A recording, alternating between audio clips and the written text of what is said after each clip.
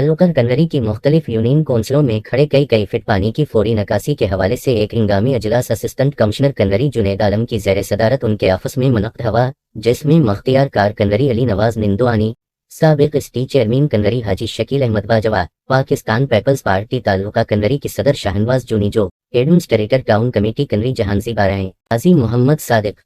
عمران خان آبادکاروں غلام اکبر درس، محمد ہارون سمو، احسان بھرگڑی، چودھری احتشام اقبال و دیگر سمیت ہیسکو، محکمہ ایریگیشن، صحت کے نمائندوں اور یوسیز سیکریٹریوں نے شرکت کی، جبکہ محکمہ پبلک ہیلتھ کے افسران پانی نکاسی کے حوالے سے منعقدہ ان اہم اجلاسوں سے مسلسل غیر حاضر چلے آ رہے ہیں۔ اجلاس میں آبادکاروں اور مختلف محکموں کے نمائندوں نے زرعی زمینوں میں کھڑے بارش کے پانی کی نکاسی کے حوالے سے اہم تجاویزیں اور پانی نکاسی پوائنٹس کی نشاندہی کی۔ ہیسکو نمائندے نے بتایا کہ پمپس کے ذریعے پانی کی نکاسی کے لیے ان پوائنٹس پر بجلی پہنچانے کے لیے پول اور ٹرانسفارمر نصب کرنے میں کافی وقت درکار ہوگا۔ پہلے فیزیبلٹی رپورٹ بنے گی جس کی منظوری اور مٹیریل ملنے میں تاخیر ہو سکتی ہے،